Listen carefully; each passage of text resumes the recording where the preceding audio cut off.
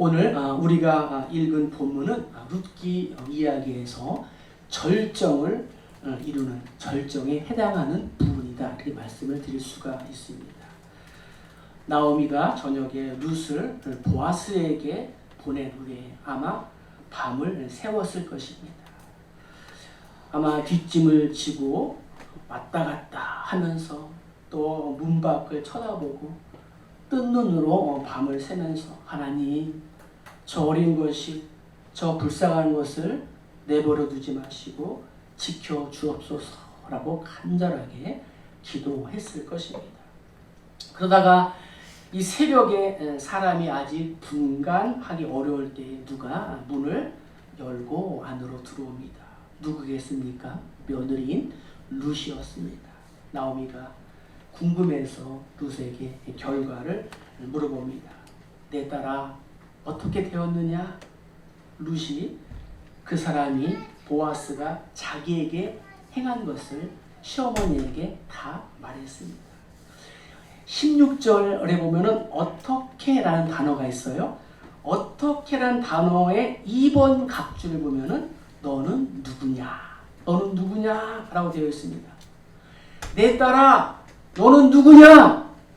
나오미가 이 며느리 룻의 이름을 몰라서 물은 것일까요? 그게 아니었습니다. 그래, 내 딸아, 네가 갔던 일은 잘 되었느냐? 이제 결혼을 하게 되느냐? 이제 네가 보아스의 아내가 될 수 있느냐? 그렇지 않으면 실패했느냐? 내 딸아, 도대체 결과가 어떻게 되었느냐? 하는 이러한 뜻을 담고 있습니다. 보아스는 룻을 향하여 칭찬하고 또 위로하고 축복했습니다. 그리고 미래에 대한 약속한 내용을 룻이 나오미에게 모두 다 남김없이 말했습니다. 나오미는 룻의 말을 듣고 이 사건이 과연 어떻게 되는 것을 알기까지 우리 가만히 앉아 있으라라고 말했습니다. 하나님께서 자신들을 위해서 하시는 일을 우리가 바라보자, 기대하자라는 이 나오미의 신앙적인 의미가 담겨 있는 것입니다. 또한 하나님께서 반드시 이 일을 이루어 주실 것을 확신하는 그러한 나오미의 신앙 고백이기도 한 것입니다.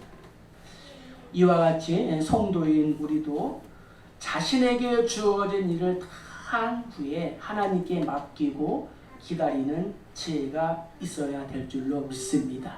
자, 우리 한번 따라해 볼까요? 기도하고 기대하고 기다리자. 그래요. 우리가 기도하고 또 기대하고 하나님의 은혜를 기다리는 우리 모두 다 되기를 주의 이름으로 간절히 축복합니다.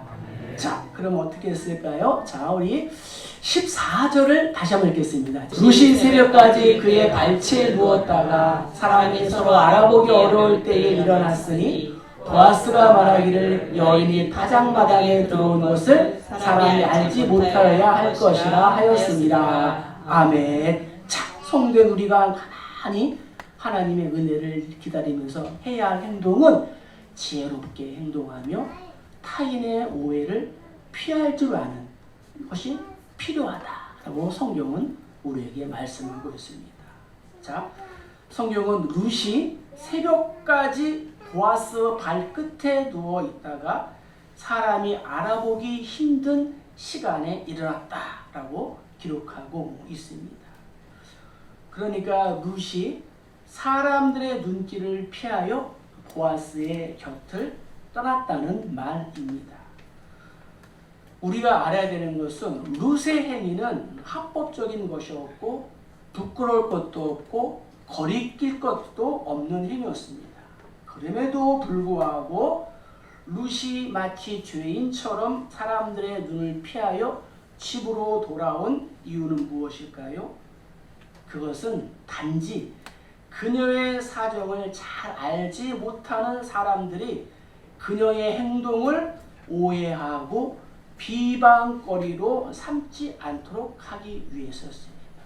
여기에는 보아스가 룻의 입장을 배려해 주었다는 거죠. 말하기는 성도의 우리 모두가 교회에서 또 직장에서 또 가정에서 학교에서 또 상대방의 입장을 어떻게 해요? 배려해 줄 수 있기를 주의 이름으로 간절히 축복합니다. 때로 성도인 우리들도 이 룻과 같은 상황을 언제든지 만날 수가 있습니다.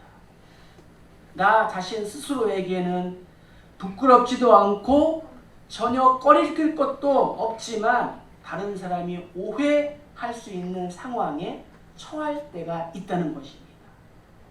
바로 그런 상황에서 우리는 지혜와 신중함이 필요하다는 것입니다.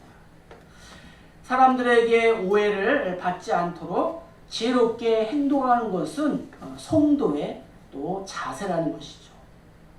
예수님께서도 제자들을 보내면서 내가 너희를 보내는 것이 정말 양을 이리 가운데 보내는 것과 같도다.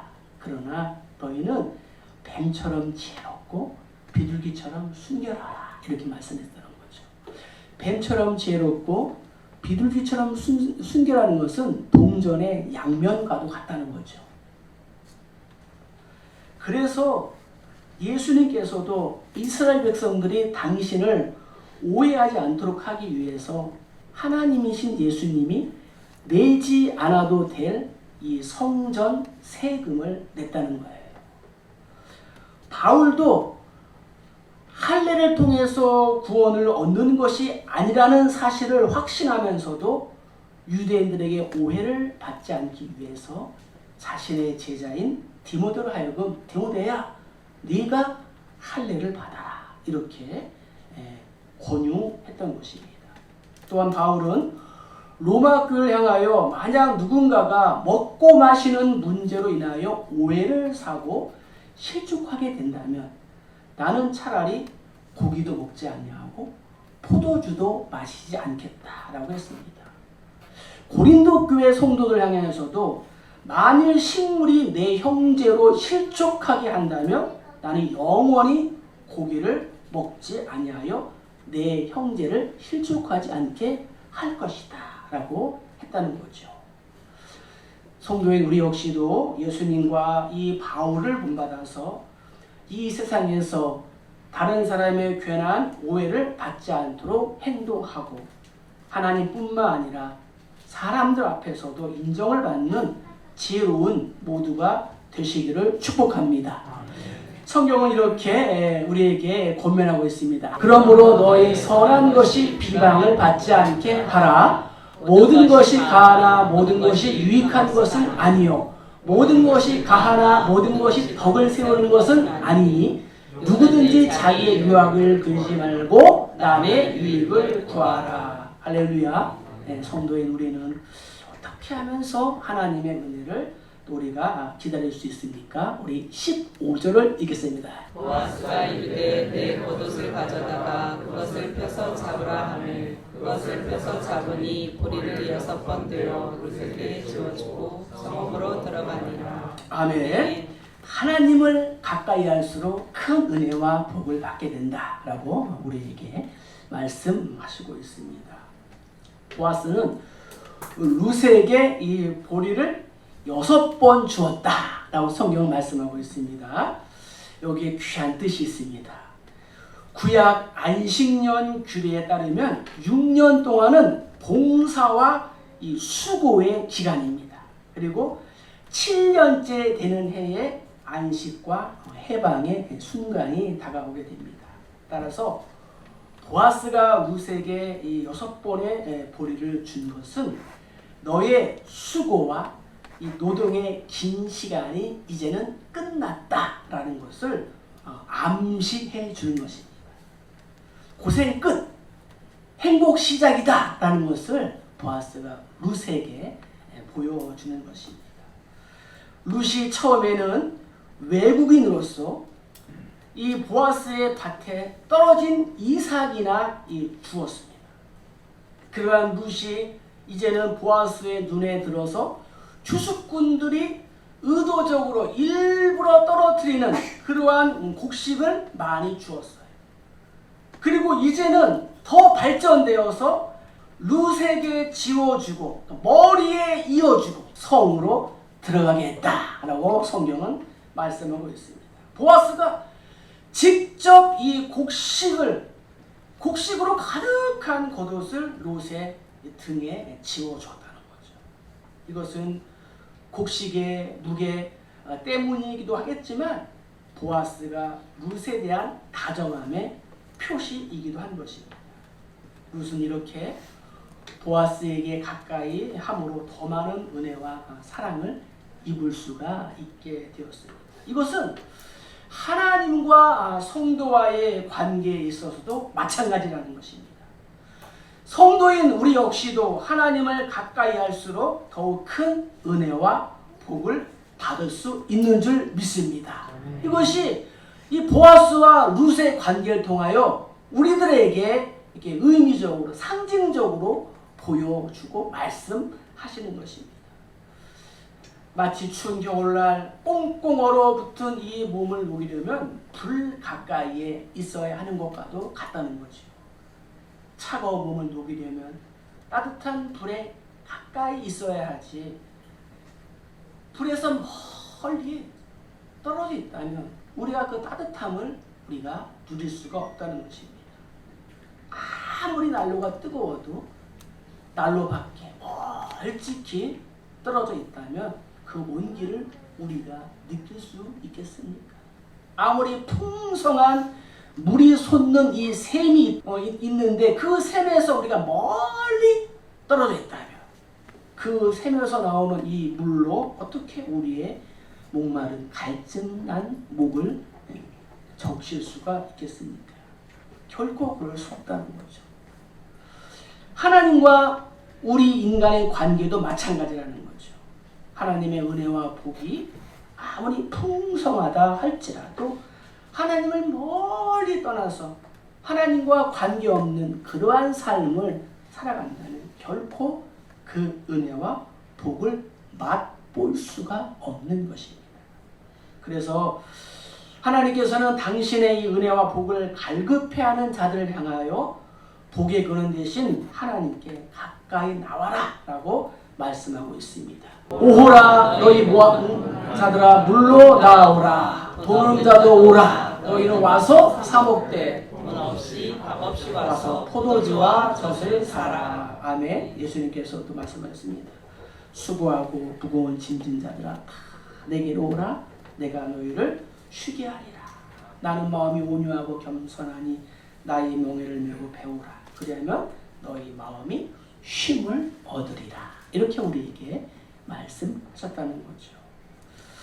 하나님의 은혜와 이 복에 갈급하고 또 내가 목말라 있다면 세상의 모든 무거운 짐과 이 수고에서 벗어나기를 원한다면 하나님께로 예수께로 가까이 나아가야 되는 줄로 믿습니다. 그렇습니다. 성경은 분명하게 우리에게 증거하고 있습니다. 하나님을 가까이 하라 그리하면 너희를 가까이 하시리라. 죄인들아 손을 깨끗이 하라. 두 마음을 품은 자들아 마음을 성결하게 하라. 아사와 및 유다와 베냐민의 무리들아 내 말을 들으라. 너희가 여호와와 함께 하면 여호와께서 너희와 함께 하실지라. 너희가 만일 그를 찾으면 그가 너희와 만나게 되시려니와 너희가 만일 그를 버리면 그도 너희를 버리시리라. 아멘. 네. 하나님은 2000년 전이나 지금까지나 우리를 버린 적이 없어요.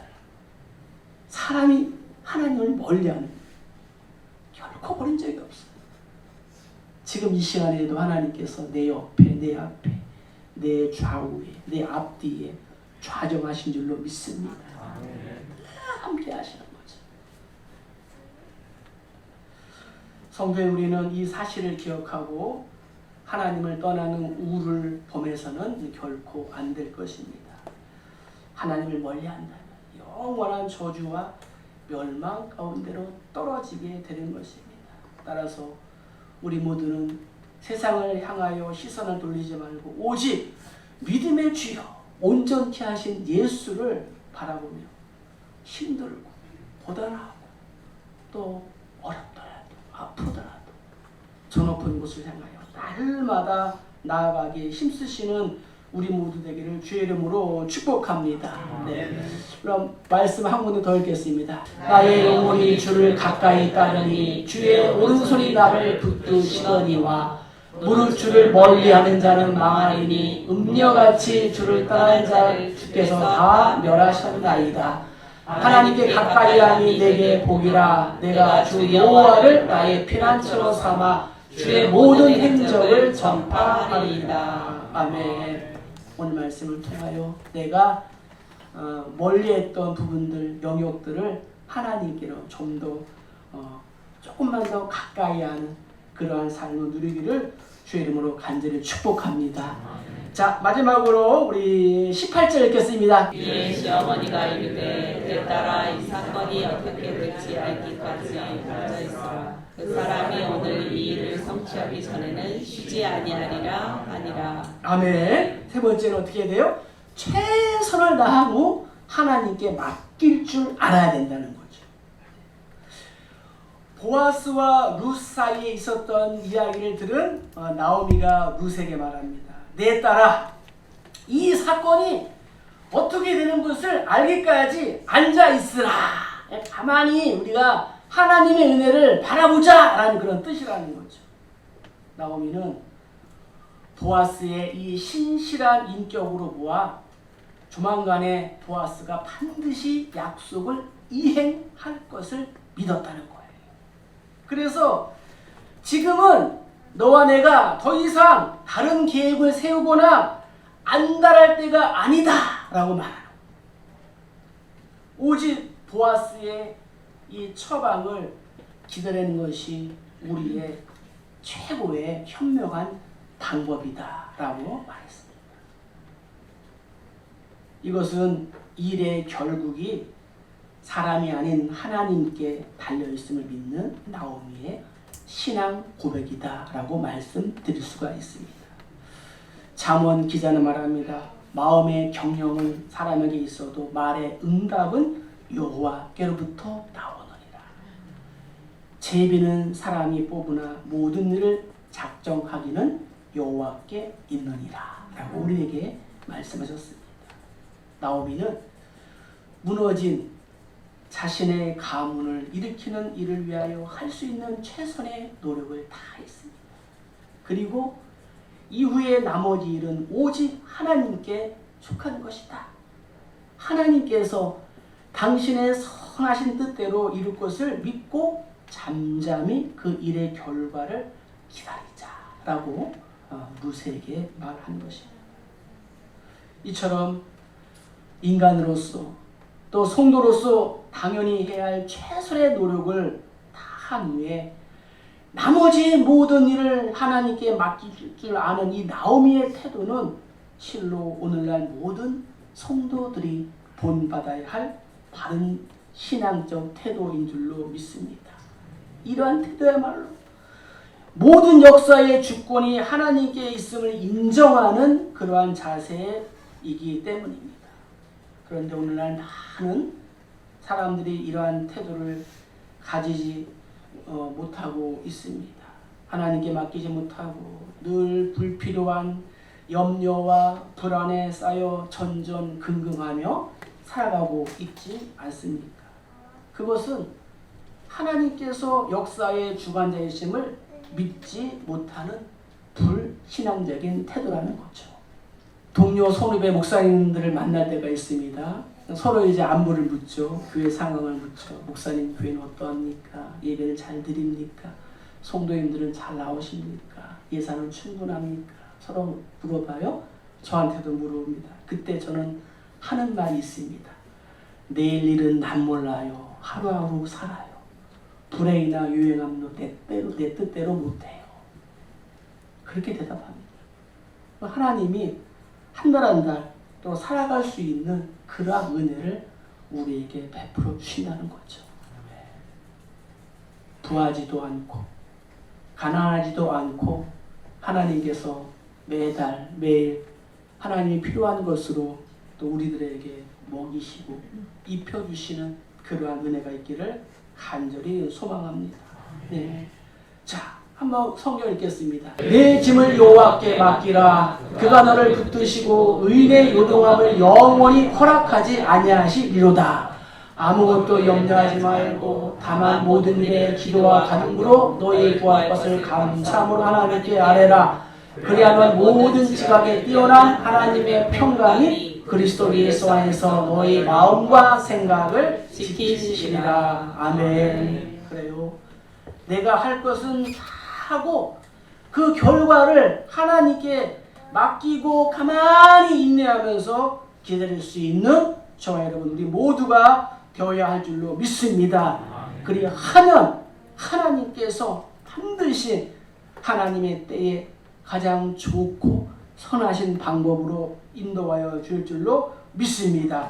모세가 백성에 이르되 너희는 두려워하지 말고 가만히 서서 여호와께서 오늘 너희를 위하여 행하시는 구원을 보라. 너희가 오늘 본 애굽 사람들을 영원히 다시 보지 못하리라. 여호와께서 너희를 위하여 싸우시리니 너희는 가만히 있을지니라. 시편이요 너희는 가만히 있어 내가 하나님됨을 알지어다. 내가 문나라 중에서 높임을 받으리라. 내가 세계 중에서 높임을 받으리라 하시도다. 아멘. 모세의 고백, 시편 기자의 고백이 바로 우리 모두의 고백이 되기를 주의 이름으로 축복합니다. 우리는 어떠한 계획을 놓고 하나님께 기도하고 있습니까? 하나님께서 가장 좋은 때라고 생각할 때 하나님의 방법으로 하나님의 시간에 우리의 기도에 응답하십니다. 그러나 우리는 기다리지 못합니다. 기도만 하면 금방 응답될 것으로 생각합니다. 물론 하나님께서 비상간섭을 하셔서 급하게 이루시는 일도 있습니다. 그러나 하나님의 가장 좋은 때가 되기까지 나는 내가 할 일은 최선을 다하면서 결과를 기다릴 줄 알아야 됩니다. 베드로는 고백합니다. 하나님의 능하신 손 아래서 겸손하라. 때가 되면 너희를 높이시리라. 때가 되면 우리 교회를, 우리 성도님들을, 한국교회를, 우리 가정과 기업과 일터 자녀를 높여줄 줄로 믿습니다. 가는 곳마다 흥왕케 하는 우리 모두가 다 될 줄로 믿습니다. 고속도로를 가면은 이러한 팻말들이 붙어 있습니다. 5분 먼저 가려다가 50년 먼저 간다. 급한 것은 좋지 않습니다. 진인사 대천명이라는 말도 있지 않습니까? 내가 할 일을 다 하고 하나님의 결과를 기다릴 줄 알아야 된다는 거죠. 세계 2차 대전 때 연합군들이 작전을 짰습니다. 노르망디에 연합군들이 상륙을 해서 이제 밀고 나가기로 작전을 짰습니다. 모든 작전을 철두철미하게 하나에서 열까지 빠짐없이 다 세웠습니다. 그런데 일기예보가 별로 좋지 않았습니다. 상륙하는 그날 새벽에 안개가 자욱하게 낄 것이라는 거예요. 해안에 상륙하기 위해서는 이 시야가 밝아야 하는데 안개가 자욱하게 깔리면 어떻게 해요? 상륙조차 할 수도 없습니다. 그때 미국의 대통령이었던 아이젠하워는 참모 진두와 함께 밤이 새도록 골방에 들어가 기도했습니다. 하나님, 우리가 할 일은 우리가 다 했습니다. 이제 나머지는 하나님께서 도와주시옵소서. 안개가 끼면 상륙할 수가 없습니다. 이 전쟁을 종식할 수가 없습니다. 우리가 할 것은 다 했으니 나머지는 하나님께서 책임져 주시옵소서. 어떻게 되었을까요? 새벽이 되니까 자욱한 안개는 흔적도 없이 사라지고 시야가 아주 밝아져서 연합군의 상륙작전이 성공했고 또 이 일을 계기로 해서 2차 대전이 연합군의 승리로 돌아가게 되었다고 합니다. 오늘 말씀 18절 하반절을 보시면은 그 사람이 오늘날 이 일을 성취하기 전에는 쉬지 아니하리라 라고 기록하고 있습니다. 이제는 보아스의 차례라는 거예요. 앞으로 우리가 보아스가 부지런히 뛰는 모습을 살펴볼 것입니다. 보아스는 자신의 말과 행동이 일치하는 사람이었습니다. 자기가 한 말에 책임을 질 줄 아는 사람이었다는 거죠. 그래서 이 보아스는 바로 예수님의 그림자요, 예수님의 모형이다 라고 말씀드릴 수가 있습니다. 예수께서는 저와 여러분을 당신의 신부로 맞이하기까지 쉬지 않으시는 분인 줄로 믿습니다. 성경이 이렇게 고백하고 있습니다. 나는 시온의 의가 빛같이 예루살렘의 구원이 햇불같이 나타나도록 시온을 위하여 잠잠하지 아니하며 예루살렘을 위하여 쉬지 아니할 것인즉 예수께서 그들에게 이르시되 내 아버지께서 이제까지 일하시니 나도 일한다 하시매. 아멘. 이처럼 룻을 자신의 아내로 삼고 싶어 했던 이 보아스의 마음은 오늘날 저와 여러분을 당신의 신부로 맞이하기를 간절히 원하시는 우리의 영원한 기업을 물을 자 예수님의 마음을 예표하는 줄로 믿습니다. 그렇습니다.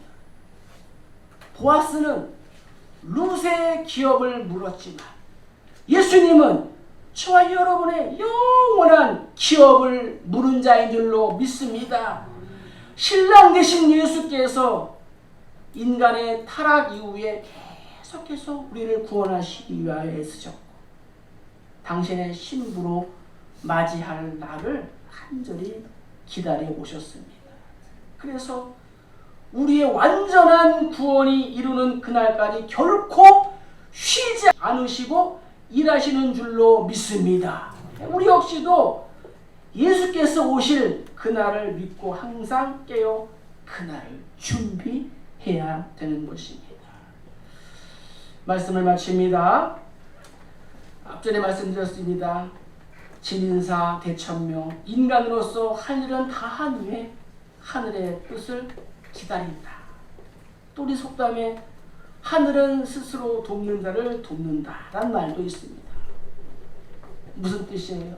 모두가 인간으로서의 도리를 책무를 다 한 후에 기다려라 라는 그러한 강한 교훈이 내포되어 있다는 거죠. 세상 사람들도 이렇게 하는데 성도인 우리는 어떻게 해야 될까요? 자, 오늘 말씀을 다시 한번 삶 가운데 적용합시다. 지혜롭게 행동하여 타인의 오해를 우리가 피할 줄 알아야 합니다. 뱀처럼 지혜롭고 비둘기처럼 순결한 삶을 우리가 살아갑시다. 하나님을 가까이 할수록 큰 은혜와 복을 받게 된다는 거죠. 그것을 꼭 기억하시고 최선을 다한 후에 하나님께 맡길 줄 아는 그러한 우리의 또 마음과 자세도 필요하다는 거죠. 이것이 바른 신앙, 이것이 건강한 신앙인 줄로 믿습니다. 나오미와 룻과 같이 자신의 일에 최선을 다하고 하나님의 주권에 순종하여 형통한 삶을 또 살아가는 저와 여러분 우리 모두 다 되시기를 주의 이름으로 간절히 축복합니다. 축복합니다.